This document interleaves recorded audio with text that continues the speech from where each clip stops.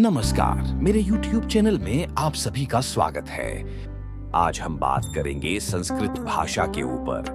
क्यों संस्कृत भाषा ही हर धार्मिक ग्रंथ लिखने के लिए उपयोग किया जाता है।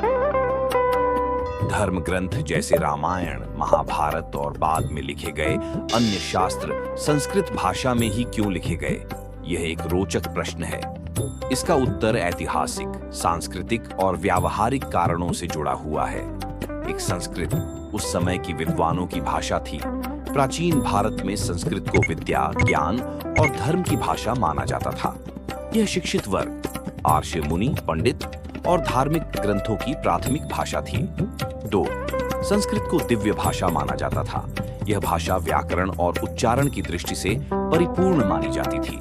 ऐसा माना जाता था कि देवता और भगवान भी इसी भाषा में संवाद करते हैं। 3. शुद्धता और संरचना। संस्कृत एक सूक्ष्म और वैज्ञानिक रूप से विकसित भाषा है। यह ध्वनि, अर्थ और संरचना में बहुत समृद्ध है, जिससे विचारों को स्पष्टता और गहराई से व्यक्त किया जा सकता है। 4. धार्मिक अनुष्ठानों में संस्कृत का उपयोग यज्ञ, मंत्र और पूजा पाठ संस्कृत में ही होते थे, जिससे यह धार्मिक ग्रंथों के लिए स्वाभाविक भाषा बन गई। 5वीं व्यापक स्वीकार्यता। भारत के विभिन्न हिस्सों में अलग अलग भाषाएं थीं, लेकिन संस्कृत पूरे देश में एक साझा बौद्धिक और धार्मिक भाषा थी। इससे धर्म ग्रंथों को सभी जगह स्वीकार्यता मिली। 6. क्या भगवान को संस्कृत ही समझ में आती है? धार्मिक दृष्टि से ऐसा नहीं है कि भगवान सिर्फ संस्कृत ही समझते हैं।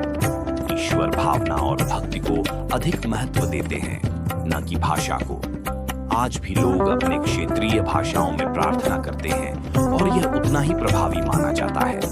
संक्षेप में, संस्कृत को उसकी समृद्धि, शुद्धता और व्यापकता के कारण धर्म ग्रंथों की भाषा बनाया गया, लेकिन ईश्वर को किसी एक भाषा में सीमित नहीं किया जा सकता।